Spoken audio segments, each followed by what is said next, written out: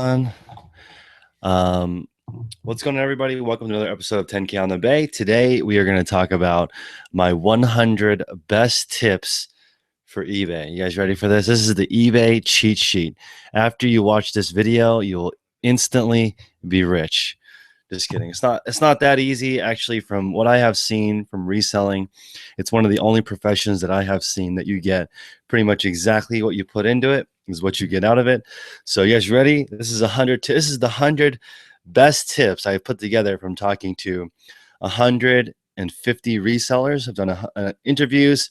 I've talked to 7-figure sellers. I've talked to 8-figure sellers. And I'm super, super excited. And I really do think I put together the best resources for people to check out. I have the podcast with Tech and Sports. We're going to do an 8-part series.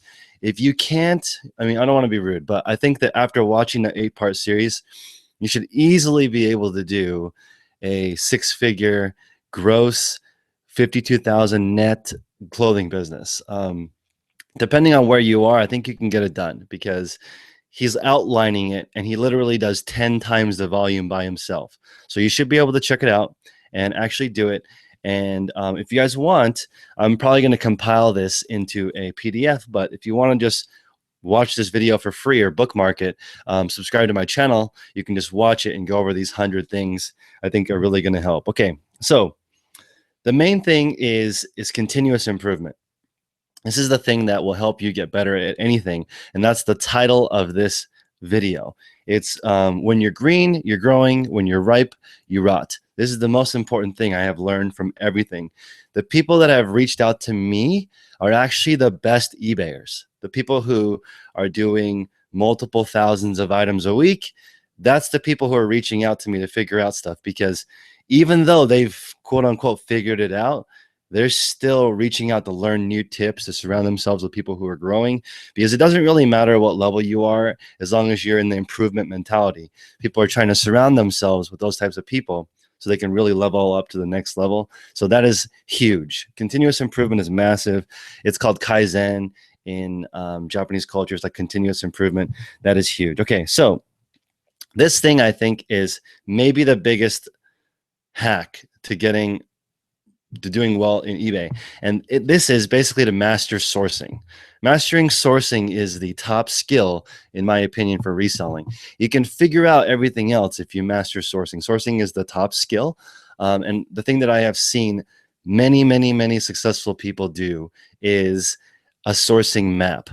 If you have a sourcing map of where you can go, is it opposite traffic? Is it online? Do you have a specific 12 websites that you hit? Do you have a wholesaler that lives close to you? Do you have a liquidator? Do you have whatever it is that you have, your sourcing map, how much time you spend on it? If you actually improve that week after week after week, you're going to be very successful on eBay, because that's really the thing. No one is ever like, how can I get rid of all this discounted gold?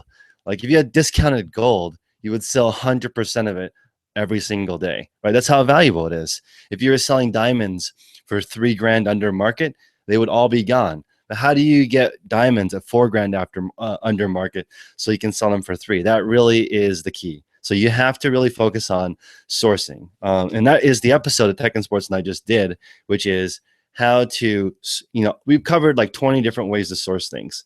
So you should be able to figure out what to buy from that video. If not, reach out to somebody who's reselling and ask them, okay, I'm going there. This is what I found. These are my findings. What do you think? How can I adjust? If you reach out and say, how do I do it? It's hard to respond. You're going to get some smart ass answers. You're going to get people who ignore you. Do the work and then ask people to help you along the way, and it's really going to work out. Okay, the next thing is you want to create an unfair advantage. I have seen this happen from a lot of people, and the top unfair advantage is you. So, like, for example, if you have a YouTube channel like me and I'm presenting this content, you can't present the same content as me because you're not me. I personally have some type of unique value that's only available to me. That's an unfair advantage. If you were to make 10K on the Bay 10 or 11K on the bay, right? If you create 11K on the bay, that'd actually be fine because it'd be a unique flavor that's just you.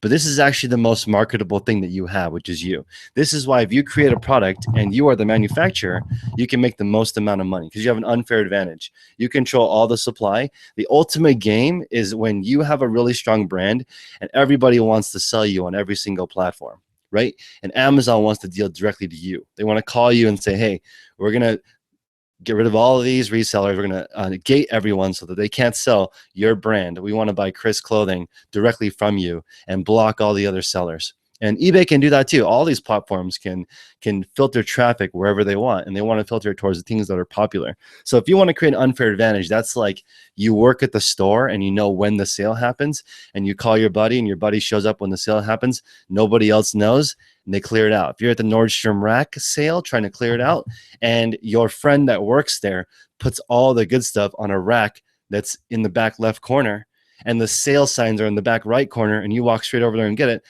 that's a completely unfair advantage. I don't want to play a game that's fair. I really don't. Honestly, I want to play games that are unfair. Like right now, I'm basically cheating the eBay algorithm because I'm attracting all the top people who are good at eBay, and they're telling me what they buy. So I actually have to slow down on the store reviews. So like I'm not going to be doing too many of them right now because I literally make 10 times more money when I'm reselling. So it was fun reviewing people's stores. I'll still do it if you guys need help. Always email me. I'll try to hook you up with some type of store review. But like I'm basically absorbing all this information, and replenishables are key. So for me, my goal is to sell 500 thingies on the internet each week, right?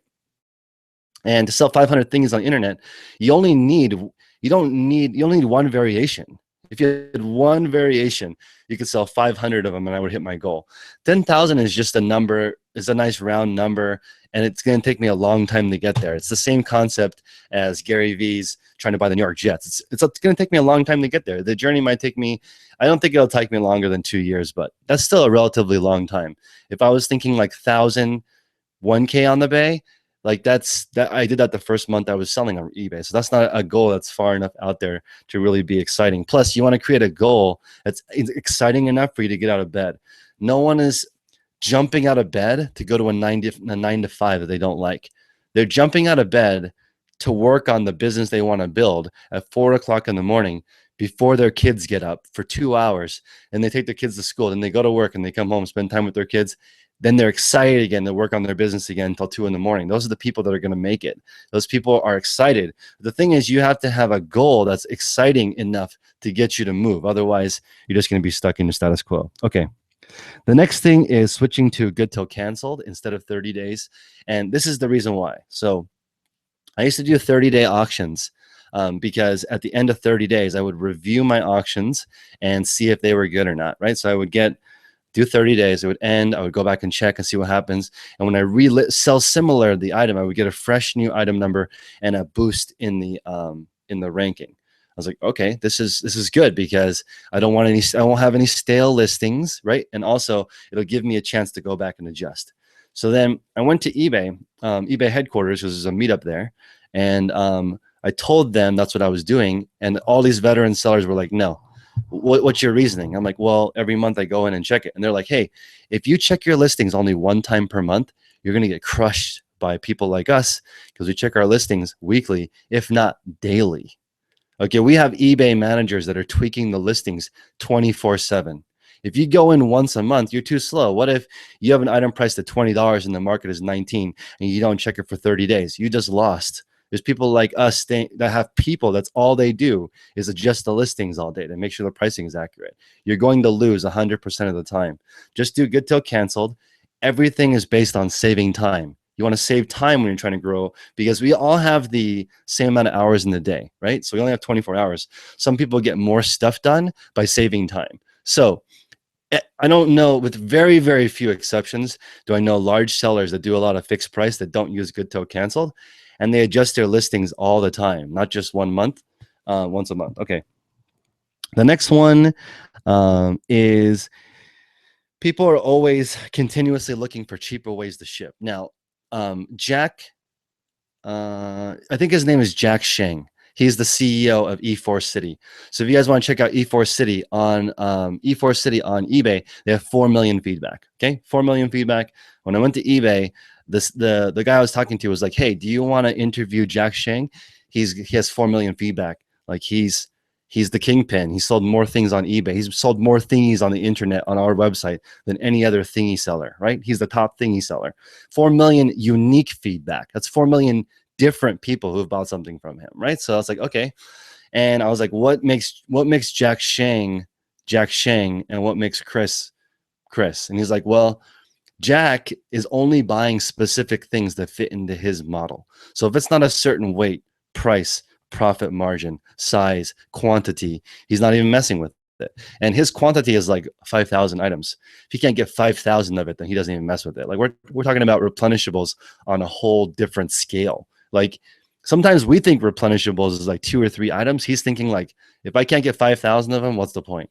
Right? That's a different type of mentality that he's changed, and is like 100% first class small items, right? And that's how you get to literally 4 million feedback. That's insane. That's not including like all his other accounts that he does to boost the ranking, right? There might be E4 City, there might be Town Village Electronics Seller, and you buy from Town Village Electronics Seller thinking that it's just a small town dude. It's not. It's Jack Shang in a different costume, right? He's going to get you no matter where you go because he's figured out like the top stuff on eBay only sources that, and then that's amazing. So they're always looking for ways to improve shipping, reduce costs, and a lot of people. Speed is so key that people literally source based on how it fits into their inventory system, how fast it ships, can it be stored in the poly mailer ready to go?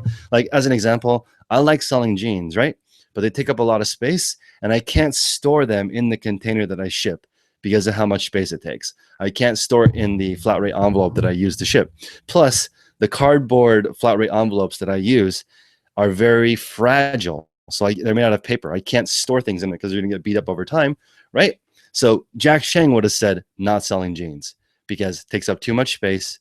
There's a lot of, and there's too many returns because what's on the label is not what happens after people wash it, after people whatever. He's not even going to mess with something like jeans because it doesn't fit the model. It can't be prepackaged. It's and also if he was going to sell jeans, he wouldn't sell pre-owned because of the way that they change. Okay. The next one is they're always negotiating a better deal, even though they have the deal. So, for example, you're working with a Nike manager, right? You've got the unfair advantage. You know the Nike manager at the Nike outlet, so they've got a deal. We'll hold 100 pairs for you because you're the bomb. You come in early in the morning when we open. You pay using all your gift cards or whatever. Then you go to the back. You pick up your 100 pairs. You're out. But the thing is, they're not satisfied. They're like 100 pairs. That's okay, but next month I want 110 pairs. Next month I want 120 pairs. I want a better deal. You need to throw me some socks. I want to make it easier for you. We're looking for a win-win for the manager constantly. There is no like constant thing. If you guys know Toyota, I used to work for Lexus. Toyota requires their suppliers to either reduce the price or sell more quantity at the same price, even though their prices go up. So if you want to sell stuff to Toyota and Lexus, you don't just get to sell it to them for $8. They're expecting it to be $7 the next time. Like they're not okay with things staying the same. They're always getting a better deal. So that is the negotiating thing never ends. Okay, here's one other thing that people do. There are people that run auctions, right? So I have seen 100% auction strategy. Now they're selling items that are rare and usually have a sell-through rate higher than the amount of items available. So if there's 100 of them for sale, when you search the completed, there are 200 for sale. I'm sorry, 200 sold, but only 100 available. That's why the auction works, because people are looking for the items. Now, if you were to auction off a Banana Republic shirt and there's 20,000 of them for sale and only 800 sold, you're going to have your bidding is going to end at 2 cents with $4.99 shipping, and you're going to break even, and then you'll be like the person that says, I'm tired of looking at the shirt. I just want to get rid of it. That shouldn't be the way that you operate your business. You shouldn't have bought that item in the first place if the solds reflected like that. If you're going to run a 100% auction strategy, which I have seen Try to pick categories that people are going to actually bid the items up. There's a really good seller named Ronaldo92. This is really kind of a funny seller that doesn't have a lighting kit, takes 100% of the pictures on his bed, doesn't even make his bed, right? And makes a comfortable 10,000 revenue per month just because he's only buying items that will bid up and sell. He gets 100% of his money back every week. I think he's a bin shopper or maybe Marshall's TJ Maxx. He goes out for the week, gets the stuff listed on Sunday, only ships 1 day a week. Good system, right? I like that, the way that he set it up so that he's doing auctions. Also, there are people that run something like 1% auctions every day. So let's say you have 200 items for sale. You do 2 auctions a day all month. So you have items starting and ending every single day during the prime time. You're getting the boost ending soon. You're getting the boost newly listed, right? You're getting both of those boosts, activity in the same store, right? That is something that's really key. Also, really successful sellers do lots. Okay, so let's say you want to sell Banana Republic shirts. Why don't you lot 5 size extra small, right? Those are they're basically giving away because at thrift stores, they know that the bigger sizes sell better, right? So those items are basically free. Those are the ones that are going to the outlet and then eventually going to the landfill. I can get those for super, super cheap. You can too. And don't just give up because it's a small size and say, I'm only going to sell plus size. That may not be available. Plus size clothing costs more money to make. So it's really, really tough. What's up, Wade? Thank you for the super chat. Let's see. $10. Thanks, Wade. Wade is the bomb. And this is another thing that every single successful seller does. They explore every single method, right? So there are people who have been messaging me about Wade's Ventures, asking about storage units that have a perfectly good business in a different category. They just want to know, what's Wade doing that's different than me? What can I learn from him? What can I absorb into my brain, right? It's never ending. So if you ever are listening to a reseller, I do not want you to listen to resellers that don't change, because I think that literally, if you're not improving, the people around you are getting better. There are some resellers, I'm not going to point them out, that are doing the same thing as they were a year ago. When I first got into social media, I was following everybody to look at how they're doing. And this is what I'm looking for. I'm looking for people who improve each month, right? Because I want to see the improvement, because in the end, people forget how you got there. They just want to know that you got there. They don't care how long it took, really. In fact, most of the time it takes a long time to get there. But anyway, let's go on to the next step. We've got a long way to go. Okay. The next thing is accountability.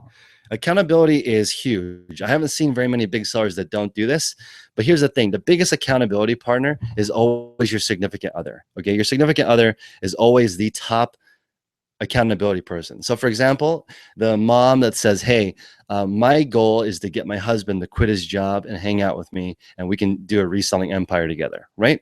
And she puts a little dry erase board on the shower and then says, hey, look, if I can list 100 items a week at $20 profit, then you can quit your job. We can tag team it at home, both take care of the kids, and we can just do that. You and I can sell 100 items a week at $20 profit, and we live in middle America, and $8,000 pre-tax is enough to raise 2 kids and make it work, right? That's really, really, really tough to make that work. But if it's on the shower, the only person that it's accountable to is your significant other. You don't need YouTube. You don't need social media. I have considered just turning all of this off because I already know how to resell at this point. I have figured out hundreds of different ways to make money selling lots of different kinds of things. So it's really, really incredible. There are so many different ways to make money, and it's just key to pick an accountability partner. The best accountability partner is your significant other, right? The next best person, actually, the best person to be accountable to is yourself, then your significant other. The people on Instagram and YouTube and Facebook are way below that. So friends and family first. Okay. I don't know very many top sellers that don't offer best offer. So this is something interesting, right? You would think that the bigger sellers wouldn't have best offer. That's not the case. They do. So add best offer. It's going to improve your ranking. It literally says on the listing, offering best offer may boost your ranking. I think people forget that they can counter offer or ignore offers that are too low. I actually don't get insulted when somebody lowballs me. I just see that as interest, and I just like, thank you for your offer. No thanks if it's too low, right? If we're too far away. Shout out to Wade, seriously dropping bombs, giving $10 over and over again. Okay, cool. Next one is also, I made a list. So every time somebody gives me a really good tip, I write it in this notebook. This is the 5-minute journal. I recommend that you guys do this. So every day you're going to write in here what you're grateful for, one thing that you're going to, and 3 things that you're going to do today to make today great. Right. So every time somebody drops a bomb with me, I record it on this page, and I just refer to this page all the time because I'm looking for a nugget that I can use for that day. Okay. The next thing is supplies. So you guys know, I don't know who said this, but rich people buy time and poor people save money. So I've been doing that. I was looking for printers. I wanted to print the label fast. I can peel it off, put it onto the envelope. I want it all in one continuous flow. So the item comes in right here. I'm going to print the label. It's going to pull out. I want to put it onto the label. I want to do everything that can save time. I want a tape gun that rolls more smoothly. I want to use 3-inch tape instead of 2-inch tape. So when I send a box into FBA, I only need to do this one time instead of 3 times with skinny tape, right? Most of the time when you're trying to save money, it ends up not being cheaper in the long run. So rich people don't do that. They really have the best supplies. They don't necessarily have fancy stuff, but I don't know. I see some rich people that are really like for example, I can't think of an example right now where it's totally not worth that person's time to do it. But when it comes to work, they usually don't do that. When it comes to pleasure, maybe like, for example, I like doing pour over coffee, even though it's kind of a waste of time compared to just, buying an espresso machine. Okay. Okay, here's another one. No matter what level people are at, they research solds constantly. So this is an example for, I just did a podcast with Tech and Sports. I mentioned the brand Emile Laferrie, right? Emile Laferrie is a French brand and it's a high end. So literally he's like, hey, I'm going to write that down. I'm going to check the solds because he wants to know. He wants to know. So like, even though he's 10 times my level, he's still looking up solds religiously because he wants to know. And that keeps you sharp. So researching solds is key. I thought it was funny because when Gary Vee was talking about the flip challenge, he said to his brother AJ, like, how much time are we spending on the solds? And AJ was like, not really that much time. So it kind of exposed Gary Vee. He doesn't spend as much time in the solds as he talks about, but he definitely is a salesman at heart. So got to respect the salespeople. Okay, people who run 10-day auctions start them on Thursday, they end on Sunday. They do the opposite of what most people on Instagram and Facebook talk, which is they write a very long description talking about the item in detail, right? First of all, it doesn't work for clothing unless the clothing is super rare, right? So if it's the demand is above what it is, and you can test this by, there are sellers that put everything up for auction first just to see how many watchers pop up. And let's say it has over 20 watchers. Okay, that's an item that they're going to auction. Under 20 watchers, but over 10 watchers, maybe they'll do, like an auction where they start the price high, right? So it depends on how much action there is with the 7-day auction or 3-day auction or whatever they're doing to get the idea. People are using those tools to measure traffic. Okay. Also, people who are doing replenishables or rare items, they pay the extra money for the subtitle. And I think that's very interesting. So they're not cheap. They're paying the full amount for the subtitle. But I don't know anybody that uses the actual bold number. Like no one uses bold because that's kind of crazy. Okay. Also, people sell in 2 categories. So as an example, if you sell kids shoes can also be worn as women's shoes often. So if you sell in both categories, women's shoes and men's shoes, and you put them both in the title, you're going to be able to get double the search visibility, and it's worth it. It's not that much extra to ship in a second category if you're selling in items that are worth it. Okay, here's another hack. I'm kind of giving away Prince, my boy's secret sauce here. But as far as shipping matters, if now they have the new button that says guaranteed 3-day shipping on the right side. I've been curious. I've been clicking that to see what is delivered right away. Now it's going to matter where you are in the country, right? So I have added overnight shipping as an option to every single one of my listings, and I'm charging $20 to $40, right, for that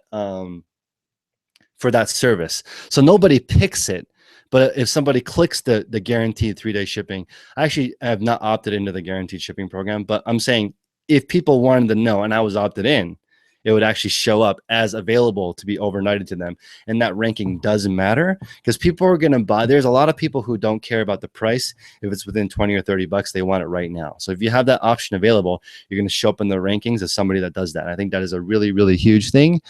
What's up, BG? Thank you very much for the $20 super chat. That is bomb. Thank you very much. Okay. So another thing that a lot of people do, if you guys remember my podcast or my episode with the Straight 8, he puts parcel post in his auctions, but ships priority. So he over delivers, and that makes the customer super happy. And a lot of people put that in the feedback. Arrived way faster than expected, et cetera, et cetera, et cetera. And that's one way for you to deal with potentially upset customer.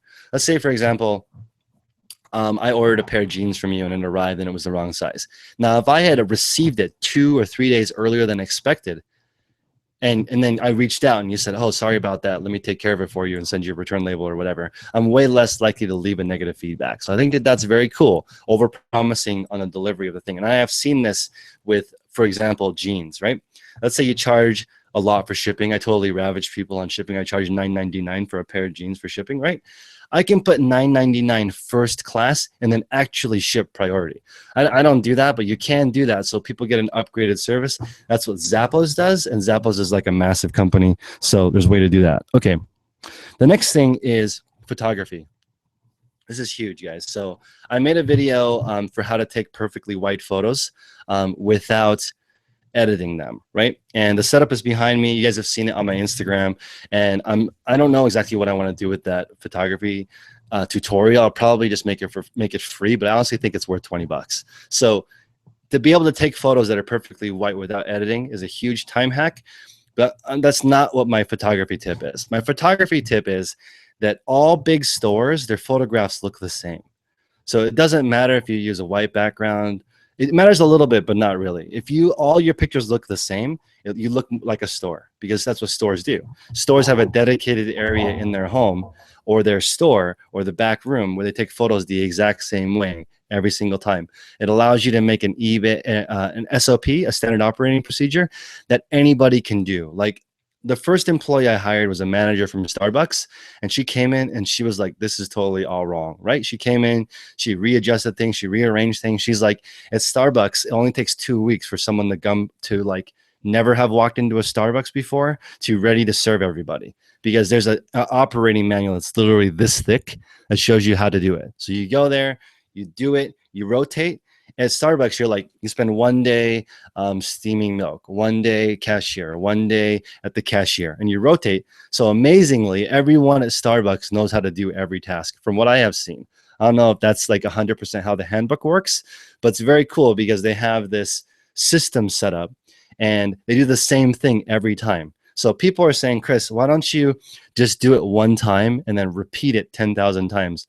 And I'm like, I know that, but I just don't know what that one time is, right? That's why Prince, shout out Prince again, we're working on an eBay SOP. So basically, this document, it's available only to my Patreon people who are in the mastermind calls, because I only want people who are full-time selling to work on it. If you only sell part-time, you don't get to work on it. Like, I want people who are like living and breathing and reselling to make this document really good, to teach me the one way of doing things, where an item comes in, I tag it a certain way, it's recorded into the system a certain way. A VA does the accounting for me. So when I wake up in the morning, it's like, good morning, Chris. You have $2,800 invested this week and $7,000 profit. Would you like to deal with these stale listings? I want that report in the morning, but I don't want to make that report, right? So I want this system to pop that out for me. And the way I'm going to do that is have people who actually practice make that for me. But anyway, the point is, that's a really long-winded answer for photography. You want to have photography done the same way every single time. Like Ronaldo 92, every single picture is on his unmade bed, and you get it. You're like, oh, Ronaldo's just this dude that just woke up, selling his closet. I'm buying it from him, right? It's consistent, and it looks, even though it's on an unmade bed, looks like a store. It looks like Ronaldo's store because everything is the same. I think it's a big mistake, and it makes your store look like a hobby store. If something is taken on the dining room table, it's in the living room, it's in the garage, it's in the front yard. Like if you want to make your store more consistent, just do things one way. Your photography should stay the same. Okay, here's another thing. People source in richer areas or with richer companies, right? So, for example, if you're going to do a retail arbitrage, it's better to sell Nike or brands that are in the Fortune 100 or Fortune 500 because they're huge. They spend millions of dollars on marketing to make that item desirable, right? If you make the item super, super desirable, they're doing 99% of the work for you. All you have to do is find that product at a discount, and they're hiring beautiful, amazing, rich celebrities to wear that so that you can sell it for a profit, right? So look for items that are in rich companies and also in rich areas. If you were to spend the time to go to a garage sale or a thrift store in a nicer area, there's a higher likelihood that you're going to find goods.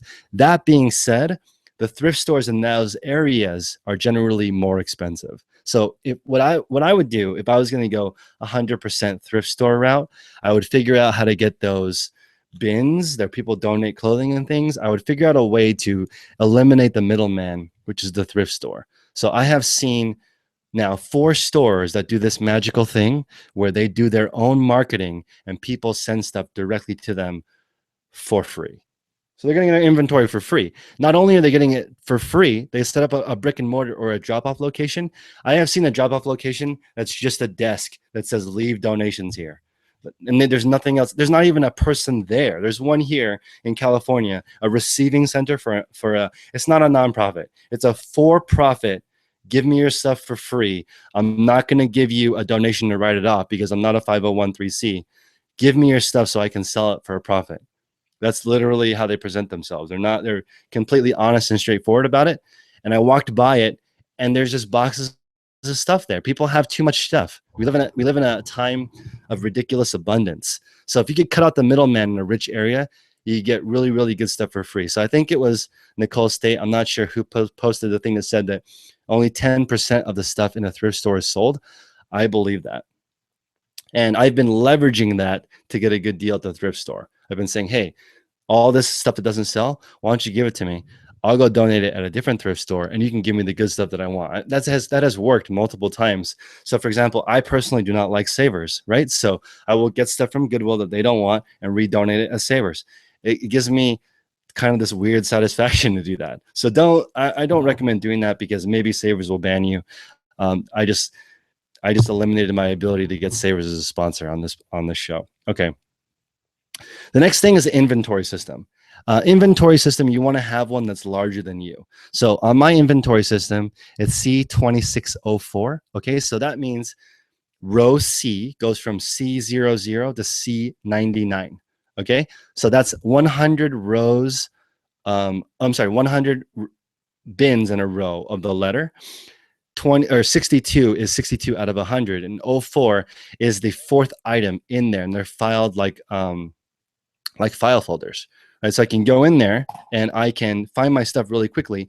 If you just use a bin, just C26, there's 30 items in there. You're going to be wasting valuable time flipping through it, looking for it. And the item that's sold is probably the item that's on the bottom. That's always how it is, right?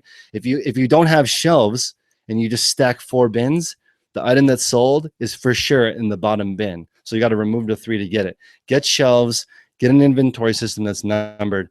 This is not my system. It's from Amazon. Amazon does this, and they put unlike items in the same bin to make it easier to find. If you have one hat, one shirt, one pair of scissors, one pair of shoes in one bin, it's going to be easy to find the pair of scissors because it doesn't look like the other ones, right? All right, cool. So inventory system is important. Also, you need an inventory system that's bigger. You need an inventory system that's bigger than your inventory. So for example, this system I showed you guys right here is big enough for 52,000 items, right? It's way bigger than I'm ever going to do on eBay. Maybe, unless I have a Red Bull, then I'll be able to get up there. Okay, so the next thing is accountant. I would say probably 75% of the people that I know that do eBay don't do any of their own financials. They just basically use one credit card, one bank account, one PayPal, and they download that and give it to a CPA. So most people do that. They don't do it on their own. Most people who flip stuff, their strong point is not numbers, at least accounting wise. Okay. Also, as far as shipping goes, most people have 1-day shipping unless they're in a very, very hot category. Then they have same-day shipping, and they'll even put in the listing, ships by 4 p.m. today. So, like, get your wallet out, buy this before 4 o'clock, and I'm taking it to the post office because I am your personal shopper. I will get this to you as soon as possible. And I think that that's a really good look. If you're selling really popular items, I showed that video earlier where that guy did $50,000. I'm sorry. Yeah, $50,000 in the last 30 days with just 24 listings. I mean, no white background, none of the things that you were talking about. It literally puts in the title, free shipping, ships today. That's like 30 wasted characters. Doesn't matter. They have the hottest item possible, and they're going to ship it the same day. Okay. Crazy. Okay, another thing that people do is they add suggested retail. So this is a feature like on Poshmark. You can enter in like $45 is a suggested retail for this shirt, right? And of course, it's illegal to put an MSRP that's higher than the actual MSRP. But if you can tell, almost every single store has prices that they never really intend on selling the item for. Like, for example, Banana Republic, all Banana Republic shirts are like $40 or above, but they're cheaper than that when you go to the store. So they have sold one or two with the full $40 or $50 so that they don't illegally advertise it that way. But adding in an MSRP in the title, like Banana Republic men's shirt, 48, and then you have the same shirt available for $17 free shipping, that's going to give people a good feeling when they purchase the item. Some people say this is unethical to put that there on a pre-owned item. I don't think so, because I actually think that you're trying to get your customer to feel good about the purchase, right? And everyone wants to get a deal. No one wants this. You don't want to tell people the market for this item is $12. Can I get 13 from you? Like, that doesn't make people feel good. But if you tell people it's $20 and then you give it to them for 12, then they feel better about their purchase and they can justify it. Okay. Okay, there's a lot of people who use couponless codes. So I'll give you guys a super hack for what I am going to do. What's up, Wade? Thank you for the $50 super chat. Biggest super chat ever. But let's talk about this couponless code. So this is how I'm going to set it up. I'm going to have on the front of the card the measurements, the title, the gender of whatever the item is I'm selling, right? If I'm selling in electronics, I'm going to put Sony, Discman. The reason why I'm doing this is for a couple of reasons. Just said the reason is 2 reasons. There's a whole bunch of reasons why I want to do that. So on the card is going to help my VA build the listing for one, right? Because I don't want to do any listing myself because I don't like listing. So I'm going to write the information on it when I get it. So that's going to have the information on the item, and I'm going to include this card when I send it to the customer, because anything that's in the listing needs to go to the customer. This is why I had that dry erase board, right? And I was doing that and I was putting it in the listing. Technically, they could say, look, this is not, I didn't get the dry erase board, and they could file an item not as described and they could get their money back. So that's why the card is going to be handwritten by a human, right? And we had talked about making a robot do this, like you know, because robots can pick dimensions, right? So you hold your camera up to the shirt and it says, whoa, it scans the whole thing and it makes this cool data thing, like basically Sizely on crack. You just hold your phone up to it and it scans the whole thing. But the thing is, like, that's not necessary for what we do, which is just sell a few things here and there, maybe even a couple of 100 items a day. You don't need a robotic camera that measures people. You don't need it. So I'm just going to use a handwritten card that has all the important item specifics on it. On the back of it, I'm going to have a couponless QR code. And it's going to say, thank you for shopping from me. Please leave a positive feedback. If you're not happy, text me. I have a Google Voice set up so people can get can message me right away. It goes into my email, and I don't check my email all the time, but I think people will like that. And here's 10% off your next purchase, right? And that's really going to help you get people that you're already your customer back in. And there's also a guy in my mastermind group named Nicholas who's going to be doing coaching. So I'm not going to do I'm not going to do much coaching because I make more money reselling. But if you want one-on-one coaching on how to create repeat customers, shout out to Nicholas. I'll put his information in the description below so you guys can reach out to him. He will coach you through that using software to pull the email addresses from your previous sales so that you can market to them. You can be like, hey, you bought something from me before.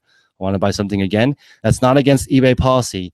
It's also not against eBay policy to send people that coupon list code, which is basically a URL into your store that already has the discount built in. So let's say, for example, you sent a pair of shoes. It was the wrong pair of shoes. You sent this pair and they said, hey, dude, I ordered a size 10 instead of a size 9. I hate you, right? And you can respond back, I'm very sorry. I apologize. I screwed up. This is what I've included a link for my store. You can get 10% off anything else. That if you're interested, let me pay for your return shipping. Sorry about that. And now you're giving them an opportunity to buy something else from you. You just turned a potential refund into a new deal. And it's not against eBay policy because there's eBay in that URL. You can't really send people to your Shopify store to get people to go on there. That's against eBay policy. You'll get banned. They will 100% suspend you. And also, those suspensions aren't always told to you. Because I know like Luke, Endless Entrepreneurs, he put like his email address or something. I don't know what he did exactly, but he had like a soft ban, which means he didn't have any sales for 2 or 3 days, even though he has like 1,800 items for sale. Because eBay was like slapping him on the wrist for giving his contact information to the customer, but they didn't tell him. Sometimes they'll just straight up give you a suspension. We saw that happen with Craigslist Hunter. Also happened to Prince, Wired by Biz. They basically exchanged contact information somehow, and eBay suspended them for a week or a month or however they want to do it. So be very, very careful. But you can send a coupon list code link in there. People can use it, get a discount. You just got another deal. Okay.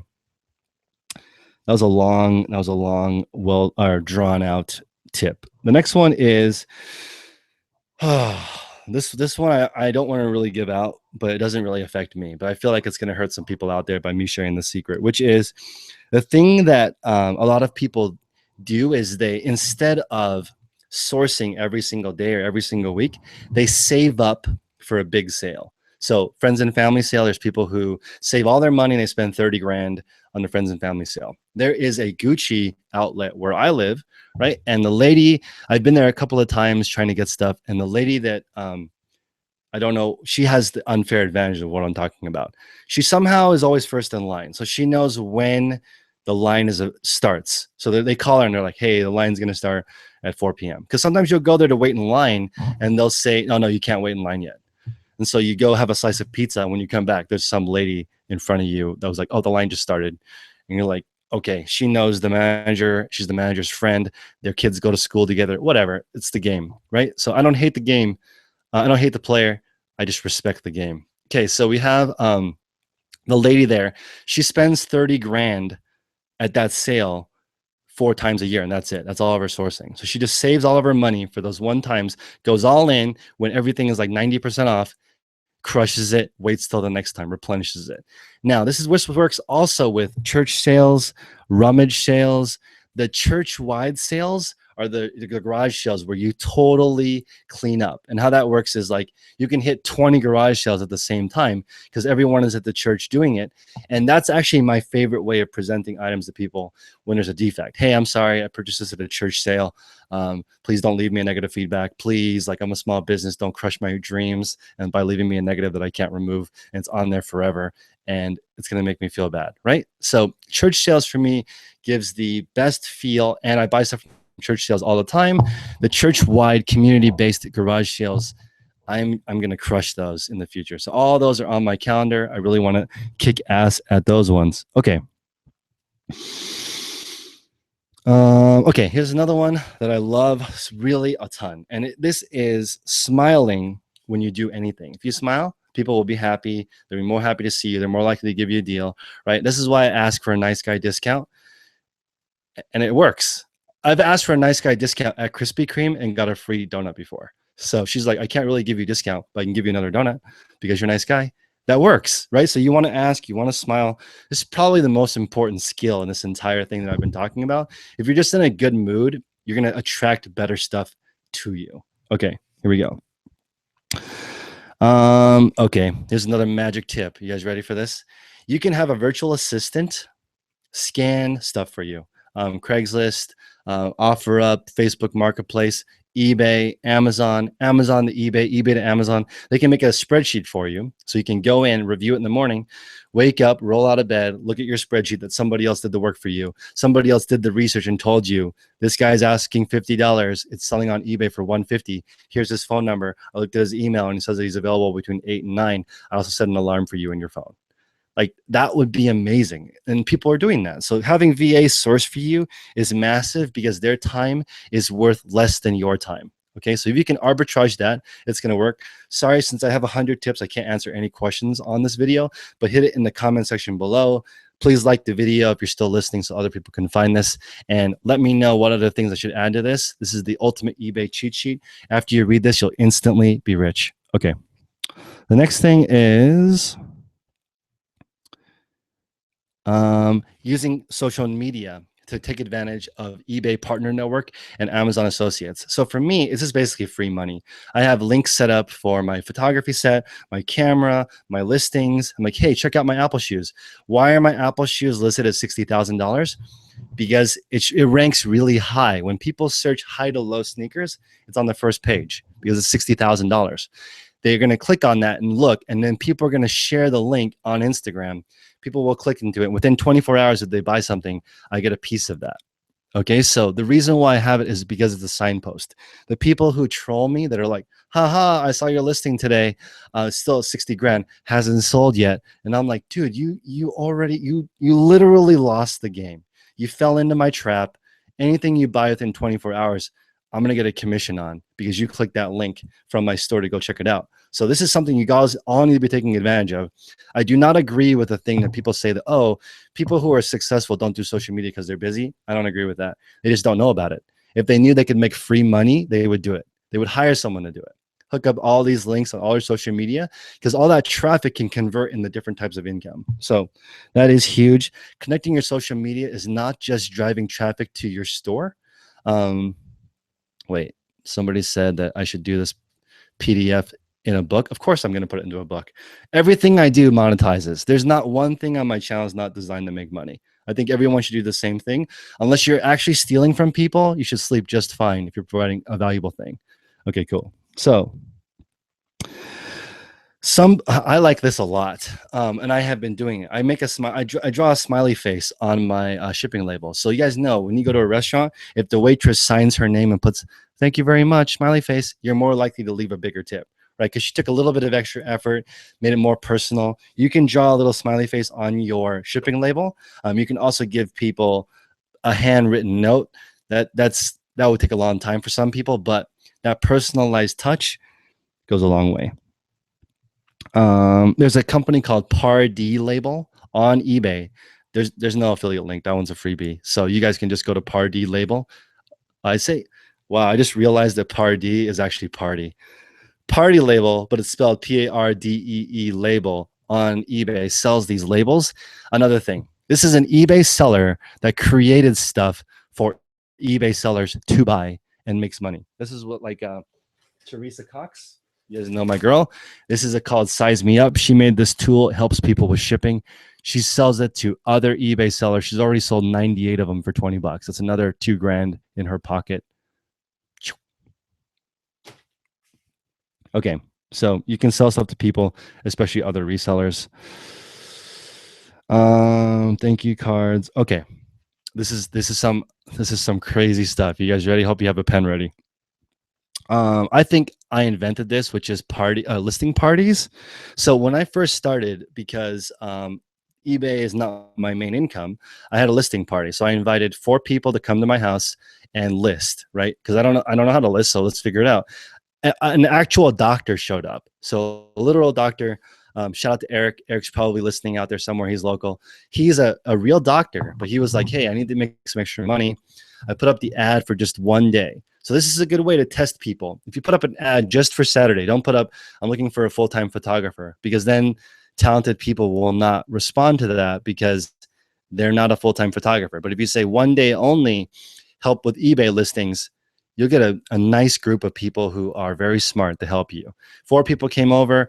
I was like, hey, why don't you guys list? And I was just like walking around, writing down what they do. I made a listing party. I ordered 1 pizza, and basically I learned how to list in 1 day, right? All the people were there figuring out their different processes, way smarter than me. And that's another thing that's important to realize. I am way dumber than I sound or look, as surprising as that is. But actually, most of you aren't fooled. Okay, now here's another tip that's a little bit different to it's related to reselling, but not directly, which is all you need to do to be successful is schedule what you want to do in your schedule. That's step 1. Step 2 is don't be late. So that's it. You put in your schedule tomorrow morning, I'm gonna wake up at 4:30 and work out, right? Then don't be late tomorrow. Wake up at 4:30 and work out. That's it.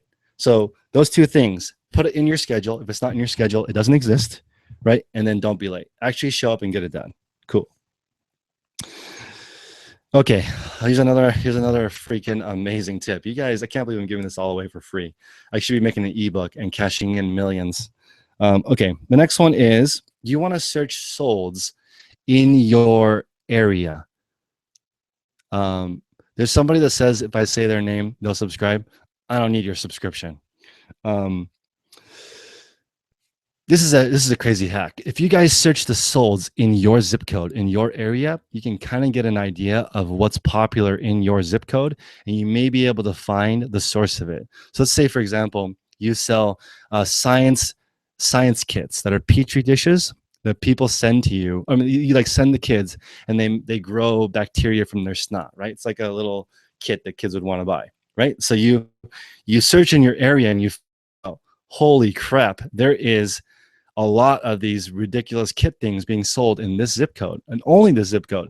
So then you Google it and you figure out that the bacteria petri dish growth thing, right, is manufactured 2 blocks from your house. Now you can go over there and get it. So you should definitely check out the solds that are in your zip code or your area. Search within 50 miles. Start to figure out what's in your area, because that's your unfair advantage. You guys don't want to play a fair game. I don't want to play a fair game. I want to play a game where I'm already at the finish line and you haven't started yet. Okay. Ready to get into some tools? This is going to start getting really fancy. So one of the tools that's really, really good is Text Expander. So for example, I have a gene description that's JJJ, right? So JJJ pre-populates waist, measurement, hip, whatever, all that stuff. Please try on your favorite pair of jeans and measure them before bidding on mine so you can make sure they fit the same. That has reduced my returns on jeans a lot by saying, measure a pair that fits and see if it match. Please don't buy this pair of jeans. I don't want to return. You don't want to return. It's lose-lose, right? So instead of saying, please do not bid on my item, if you're one of those people who doesn't follow through and is wishy-washy and this long paragraph and sad story that no one cares about, just put things in your listing that would make people want to buy from you, which is, we accept returns for any reason. We're a small mom and pop place, happy to serve. Buy from a small business, right? Smiley face. That's way better than all these caveats. Like, please don't buy from me if you're this type of person. Yeah. Okay. Let's go to the first tool is Text Expander. So you can do for me, it's JJJ for jeans, SHSH for shoes, and SSS for shirts.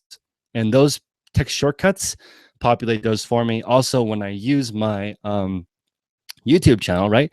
YYY populates my YouTube blurb. YYT populates the tags. This is how I'm able to do so many different projects right now. At this point, it's like 20 different types of income that are coming in. So 20 different types of paychecks are coming in because I've sort of hacked my way in doing this stuff faster. And then eventually I can get somebody else to help me with it. And then it's a super hack because I'm using their time and my shortcuts, and it's going to go crazy. Okay, the next one is Terapeak. So Terapeak is this tool that you can use to research pricing, and it will tell you markets, right? So there was a show that I did 2 Sundays ago where we talked about, we were searching different solds like Nintendo, we searched Nike, Adidas, Puma. We were looking at all these different brands to see the market, and we figured out All of us need to be selling farm equipment. We need to tomorrow just fill our cars with all the junk, all the shoes, cleats, all that garbage, and just donate it, right? And then we all need to start selling tractor equipment. Buy it for 20 grand, sell it for 40 grand, take 2 months off. Right? That's all, dude. Actually, that probably won't work now. I probably just tanked the tractor market by letting you guys know about that. There's probably a tractor raise app that you can go onto and download a gift card that you can use at the is it the 4A club? Whatever that farming association is. You might be able to get a gift card, or you could use farmersonly.com for the dating app and start dating only farmers to get your tractor game on, right? This is things you can find out from tools like TerraPeak. They've already analyzed all the data and they can tell you how thick or how thin a market is. Yeah, 4H. Thanks, guys. So 4H might be your ticket to farm riches. All right, cool. The next one is WorthPoint. It's the same thing. It searches historical data. I went down to Las Vegas and I met the creator of it. So like, I think they're going public soon. If they haven't already, it might be a good time to get on that because I think that historical data will be worth something. And this is another key hack. You want to meet as many resellers as you can, right? So I met Jason T. Smith. He introduced me to a whole bunch of people. I've met most resellers that I know in the community in person. I've shook their hand. I've given them a hug. I've slapped them on the butt. All of that. I got all that information from them. So now we're all friendly. I absorbed all their secrets into my body, and now I'm sharing it with you guys. Okay. Another tool is this 5-minute journal. I'm a big fan of Tim Ferriss. If you guys know, I wrote a book on Uber, and I have 17 copies left. So if you guys want to buy one, it's in my eBay store. You can buy one of my books. But the guy, I funded my book with Kickstarter. So I put it on Kickstarter. I was like, hey, I want to write a book about Uber. I've never written a book before. I want to write one on Uber. So I put up the Kickstarter, crickets, right? No one cares. But then they said, okay, what we want to hear about is the crazy people you pick up as a driver. So I said, okay, the audience has spoken. So I made a book written about the crazy people that I pick up. And my buddy here, let me get it.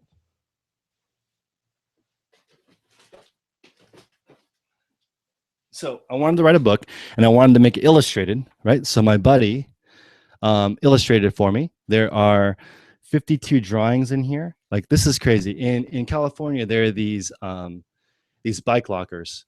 And in this situation, this girl was like, okay, so there was this old guy, right, that was being kicked by these punks, and this girl was scared, and she was hiding inside that bike locker. This is the kind of stuff that you see when you're an Uber driver. So that's what people wanted to read. So I made this book. It's a hardcover. I like things that are not replaceable. So this book was released 500 copies only. It's not available on Amazon or Kindle. The people who have it, the signed copy, that's it. There's nothing else in existence like that. I like creating stuff like that. Plus, books are going away. And I really like the concept of illustrations and being able to touch stuff. So the 5-minute journal, I highly recommend it.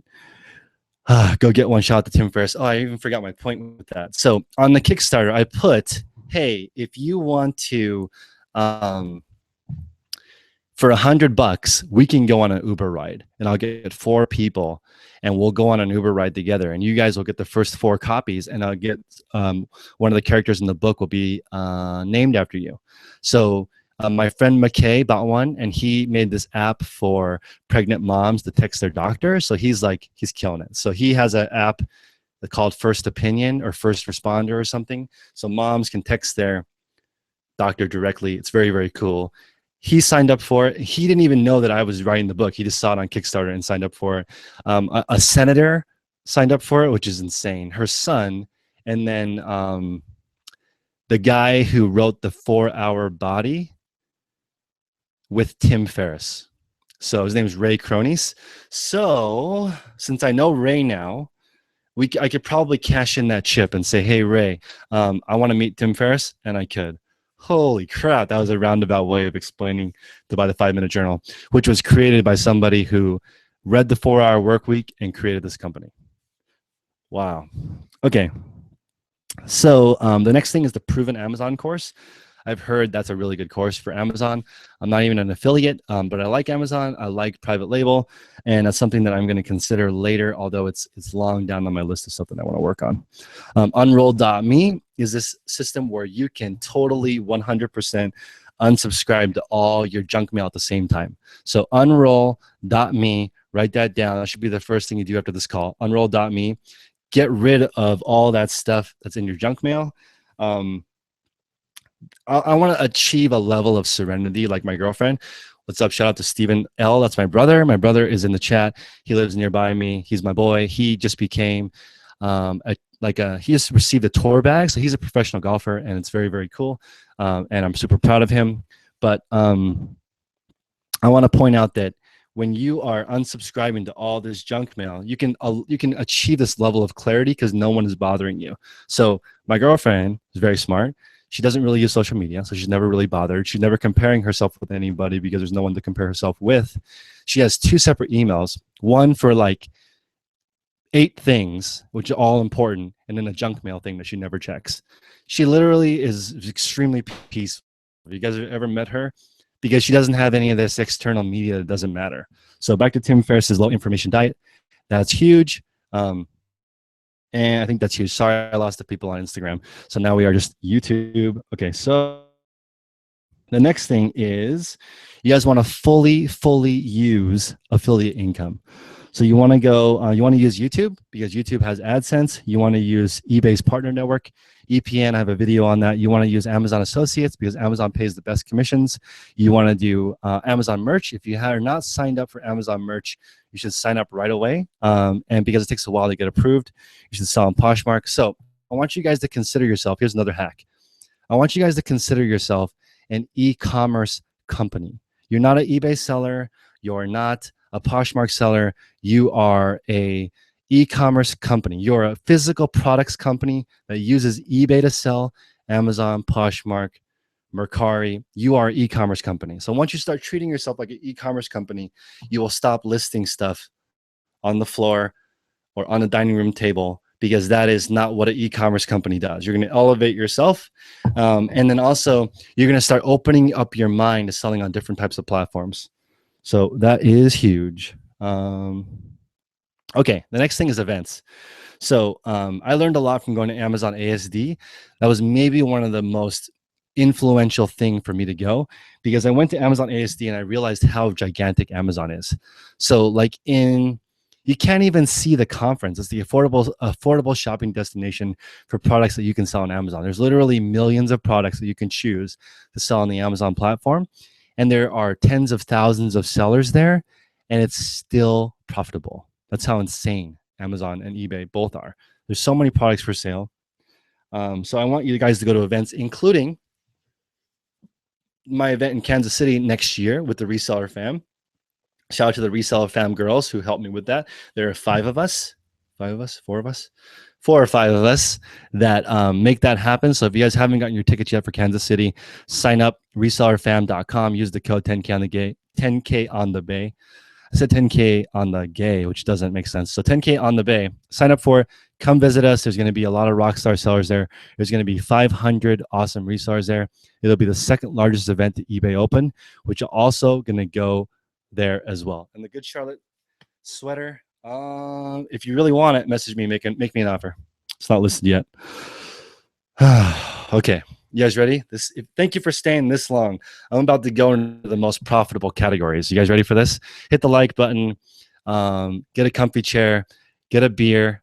This is super exciting. I'm about to tell you guys the most profitable categories. You ready?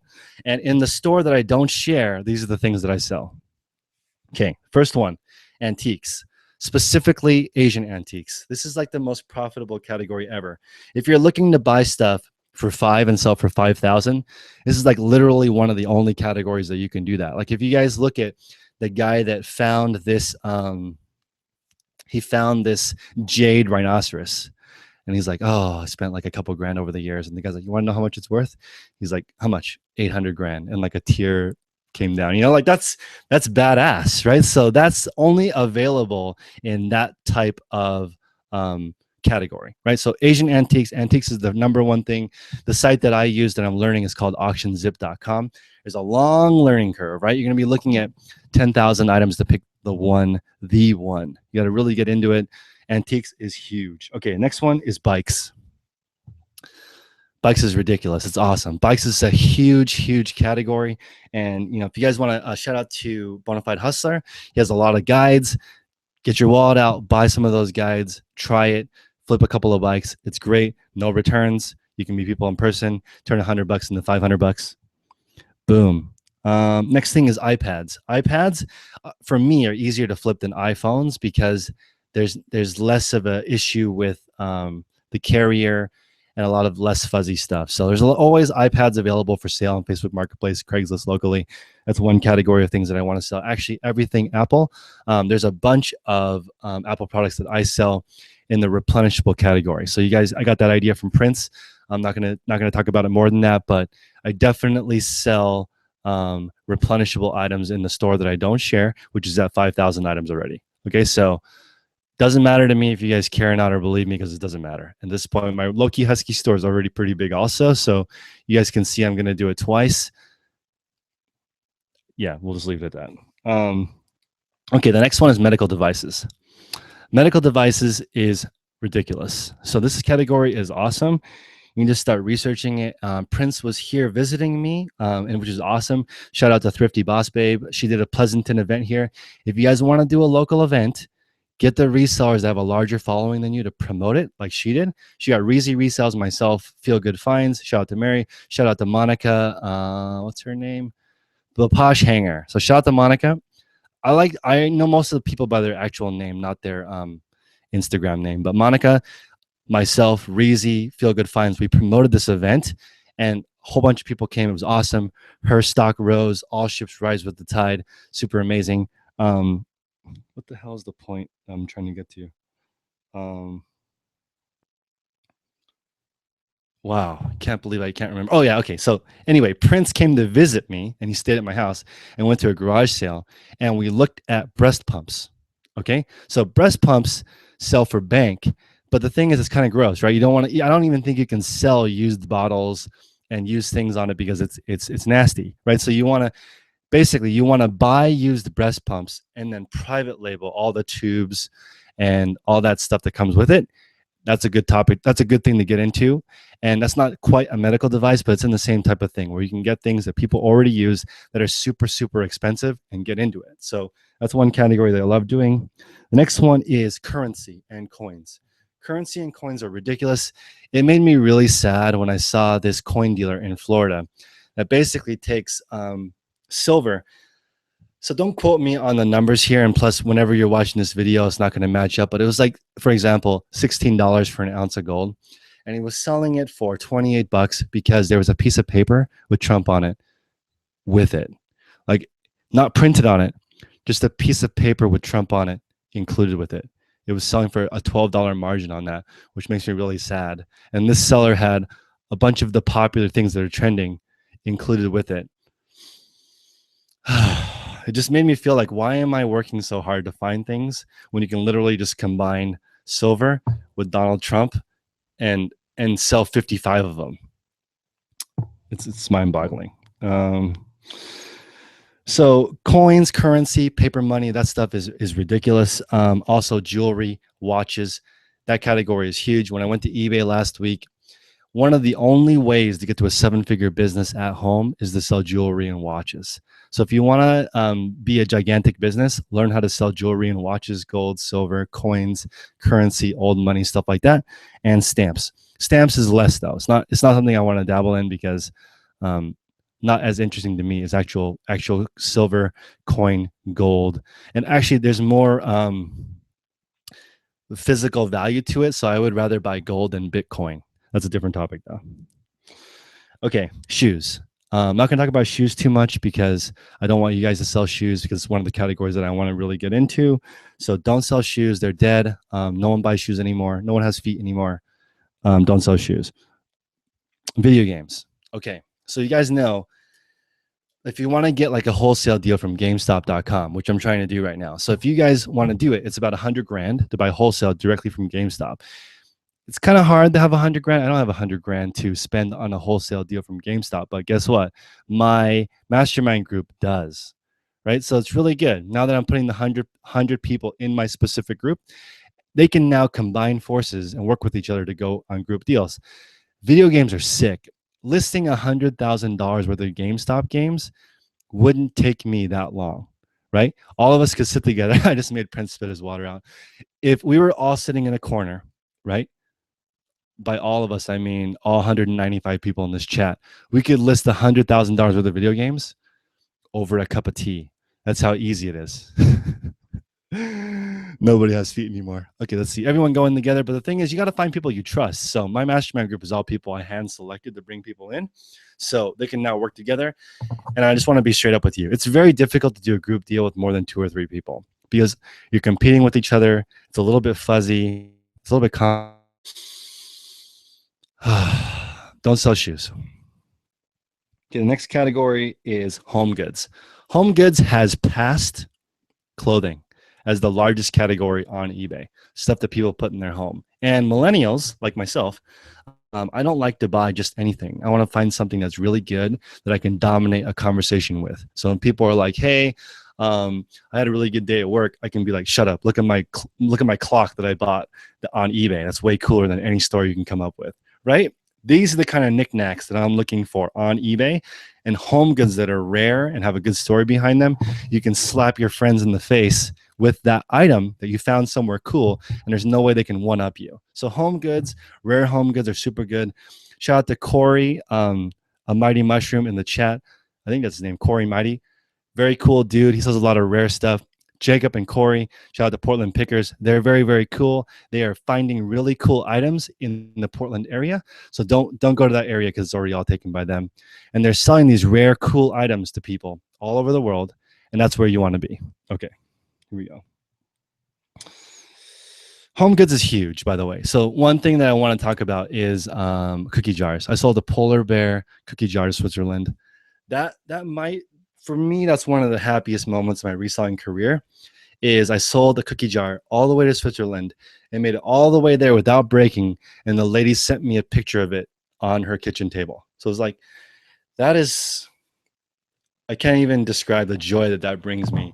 That polar bear was sitting in a Goodwill here, and now it's in Switzerland.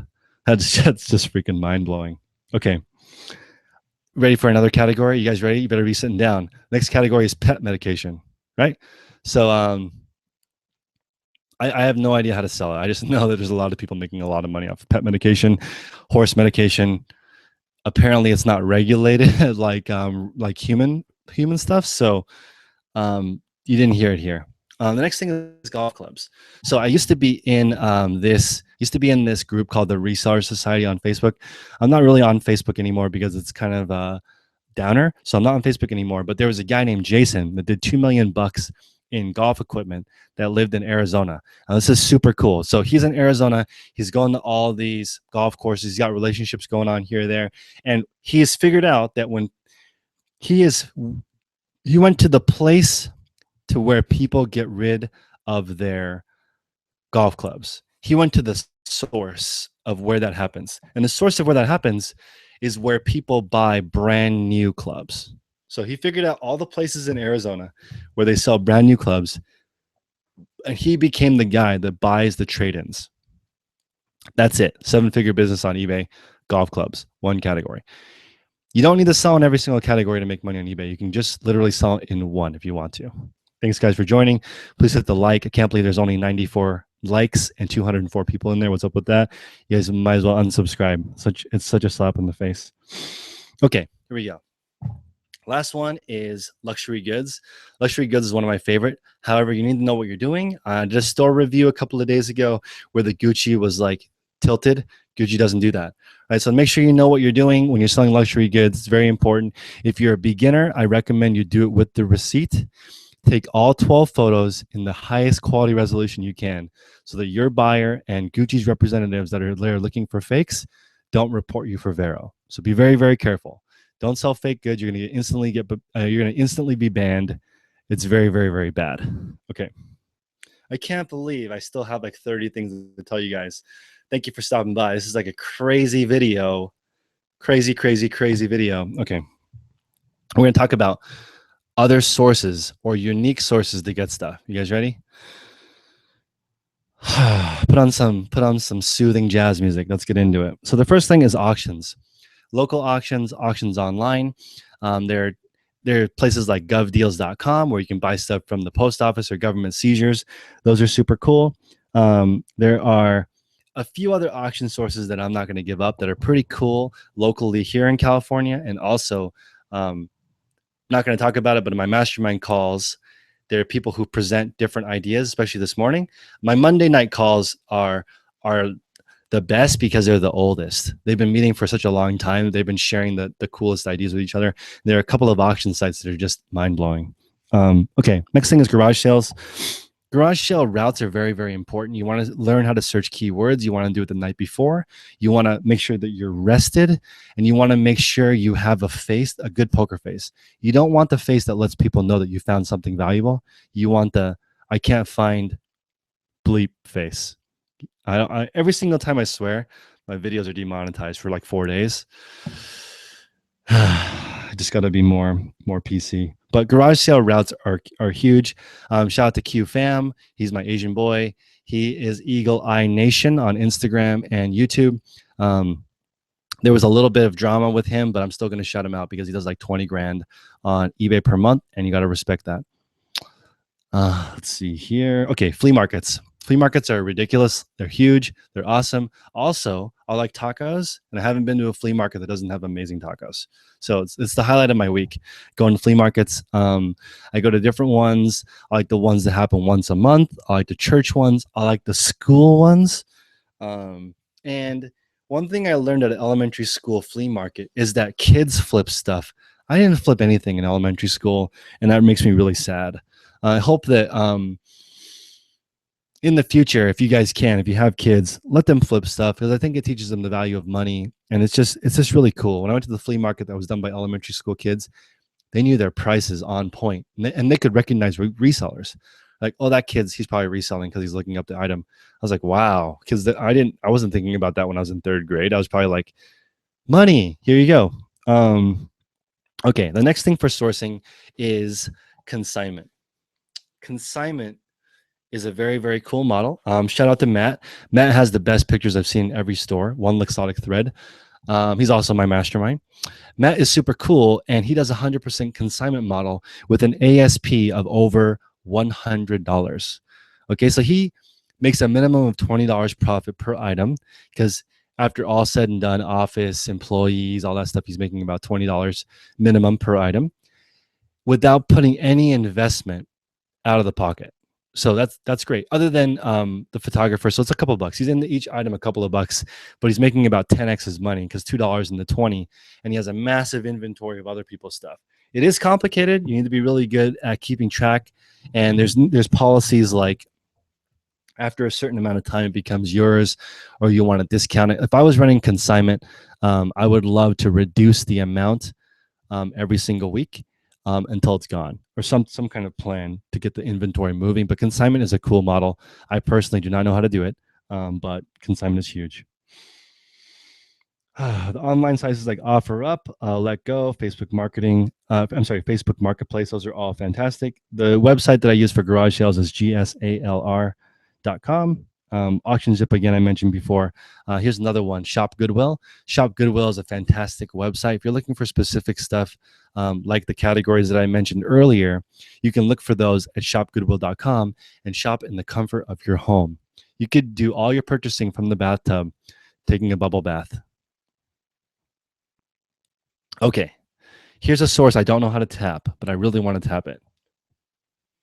It is hoarders. How do we tap into hoarders? And the reason why I asked this, because I know some hoarders, and all of their items are brand new. Like, for example, I think I had a buyer admit that they bought like 12 of the same thing from me, and they said, I'm just going to open one and keep the other one. Oh, actually, I remember, this is from the shoe game. When I was in the shoe game, I sold some Michael Lau Air Force Ones. Very, very cool. My favorite Air Force One. It's quilted, right? He told me that he was trying to buy every single pair so that other people couldn't have them. Like there are people like this in the world.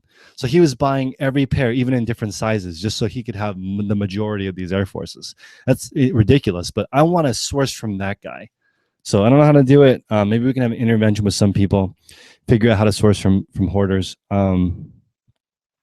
Okay, another thing that I really like is Plato's Closet. Plato's Closet, the deals start to go lower and lower and lower. They have this inventory system where things are constantly moving.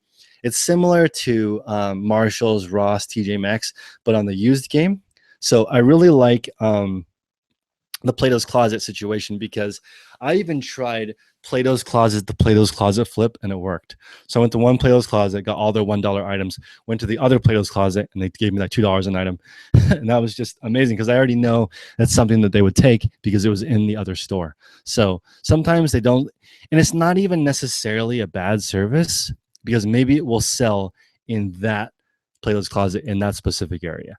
So you never know. Plato's flip, pretty rare. I don't know if you guys want to try that, but I do love the reward systems. Here they have a 5-star system, so it texts you like, "Come back, we'll give you $10 off of 30." And you go, you pick up the one Lululemon piece they have, flip it for quadruple your money, call it a day. Okay, here's another source that's pretty interesting, which is dry cleaning services, cobblers, all these places that repair things. Please hit the like button if you're still here. 207 people. Hit that like button.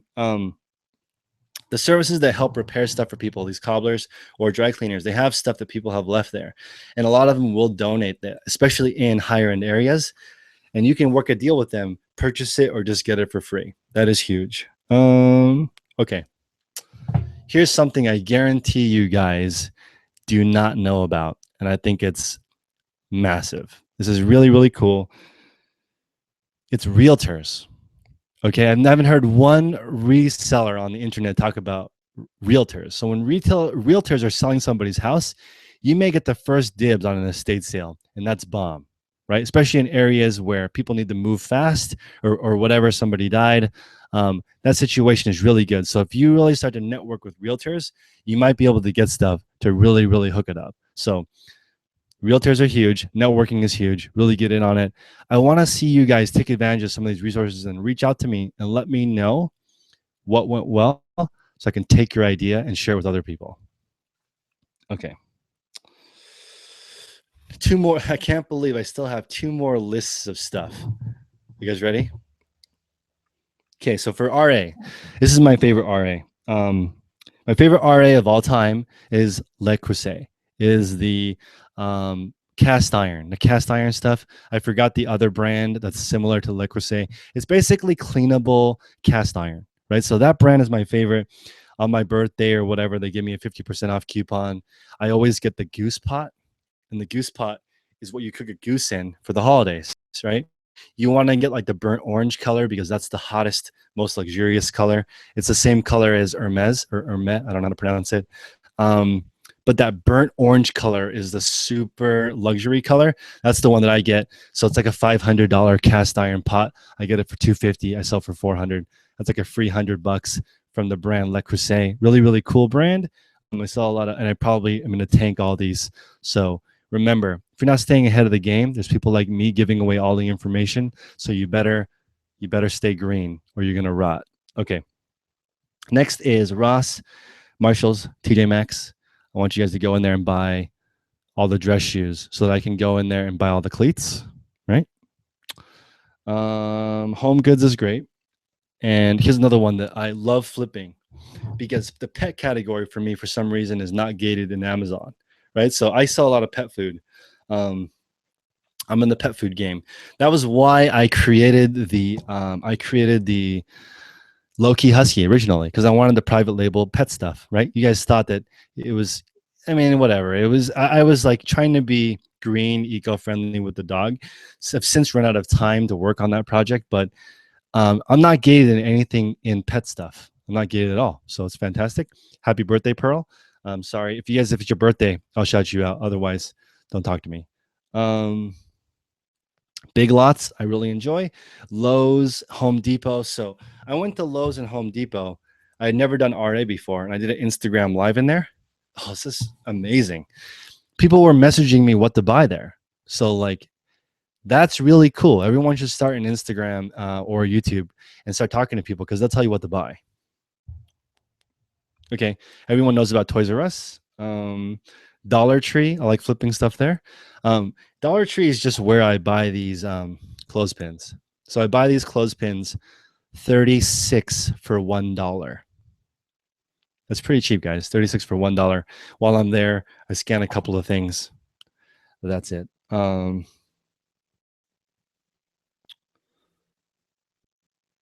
I don't know if I should give this one away. This is a kind of a good secret. So there's a company called Oriental Trading Company. Excuse me. They sell junk. They sell junk that, like for example, rubber ducks. I sold like 60 sets of rubber ducks for about $12.99 shipped. That I purchased for 50 cents. The rubber ducks in the shape of Warren Buffett. So I bought these Warren Buffett rubber ducks. They were on sale for 50 cents. I sold them for $12.99. I sold over 100 of these little ducks. And I gave some to Catherine's Closet. Shout out to Catherine. We won't be having our show tomorrow because she's going to go visit her family. Apparently, her family is more important than the show with Hustlebee and myself. But that is Oriental Trading Company. If you guys want to check it out, I go to a lot of these widget websites that buy wholesale junk. So this is what King of E-commerce does. Shout out to Joe Wang in LA. He buys cheap junk in China and flips it for 20 times the money. So you buy for 50 cents, sell for $12 shipped. A lot of people gift this. Fake teeth, those glasses where the eyes pop out, invisible cloak, all this, magic tricks, stuff like that. That stuff sells really well. Okay, and the ultimate RA flip is actually eBay itself. So I know quite a few people that flip eBay to Amazon. So they're scanning eBay all day for deals, looking to essentially double their money. So you're buying it on eBay for $30, selling it on Amazon for $80. And they're looking for specific categories that they're doing well in. They have different filters set up, and they're just on eBay all day trading back and forth. Shout out to John, Watch Me FBA. He's doing that with Amazon and sites like Slick Deals. If you guys want to sign up for his Patreon, I recommend you do it. I think it's $1,000 a month. Mine is much cheaper. My Patreon is $100 a month. If you guys really want to level up in 2018, I recommend you join, because if you think my stuff is expensive now, wait until I'm one of the largest sellers on eBay, and it's going to cost $5,000 to join my mastermind for 1 second because of how amazing it's going to be. So right now it's affordable. It's $100 a month. I'm going to do a deal, so it's $1,000 for all of 2018. If you want to join, now is the time because it's about halfway full. It's going to sell out. You're going to get left behind. Prince, Wired by Biz, okay, and I are putting together an eBay wiki, okay? So the 100 people in my mastermind group are going to make this Wikipedia eBay thing better and better and better. Accounting, inventory systems, 4 different photography setups, one for jewelry, one for medium items, one for big items, one for whatever. We're going to make all these processes, and it's going to be a live document, meaning it's going to improve every single day. 100 people are going to work on this document and make it really good. And guess what? I'm going to get eBay corporate to sign up on it because I have the connections there. They want to reach to people that are trying to make a business.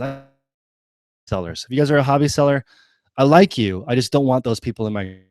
I want people who are trying to make a great living on eBay in that group, because I don't want you to bring the group down. The whole point of it is to make a significant income on the side. If you're doing it part-time but you want to make full-time income, that's okay. But I don't want people that only want to make $1,000 a month. There's no point. Everyone else in there is trying to take over the world. That's what I want. So join my mastermind group. It's a patreon.com/10K on the Bay. You can join it. If you don't know what it looks like, you can look at the call that was on today, Monday night. We introduced Mike Olson. Mike Olson does $60,000 a month on eBay. Like, that's insane. Right? I'm blown away. I am super, super blown away. Also, I'm going to shout out Eric Logan. I don't know if I should say his last name, but Eric, he is in New York, veteran seller. He has 10,000 replenishables. Guys, that kind of makes my head hurt. He has 10,000 replenishables. You realize how crazy that is? He doesn't have to do any listing. And if he were to sell one of each item as 10,000 items sold, it's mind-blowing. So I'm attracting all these cool sellers into the network. And if you guys want to join. If you don't like it, you can get your money back. There was actually this Reddit thread that popped up. So, I mean, straight up, when I first started Patreon, it was hard. Okay, it was extremely difficult. So I put like, hey, I'm going to be making this document, and with this document, um, you guys will be able to know what to do with eBay to make a $1,000 a week. And it took a long time for me to deliver. And in my, I mean, I'm not trying to defend myself. I did a crappy job in the beginning, but I was getting like 300 emails a day, so it was really hard for me to respond to everybody. But now it's done. So the document is bit.ly/10K on the bay. The document is now free. So you don't have to buy anything from me. You don't have to join anything. I already made the document for you and it's free. It's bit.ly/10K on the bay. You don't have to pay anything. You can go to that and download the document. If you need help, reach out to people in the community, including myself. I answer all questions for free. Okay. I don't even have to charge you. But if you ask me a question like, how do I do it? It's just hard for me to answer. Like, I'm just going to ignore those messages. Ask me a specific question. Thanks guys for the super chats. Corey, $1.11. BG, what's up? Wow, you guys are competing for the super chat. I feel like I'm on Twitch now. I should be gaming. But thanks everyone for stopping by. I appreciate it. That is not my entire list, but I'm going to call it a day because I have my own local honey holes that I like to shop at. My unfair advantage. So I recommend you guys do that. If you guys do want me to make an ebook, you guys can send me. You can PayPal me directly if you guys want me to send you some stuff. Like for example, I have that photography video that helps people take perfect photos without editing. Whatever you guys want to do, I appreciate your time. Thank you so much for stopping by. Hit that like button, subscribe, share this video. Yeah, everyone have a great night. Network, meet people who are around you. Always leave every area that you're in better than when you found it. Yeah, this is a huge one. Have a good night, guys.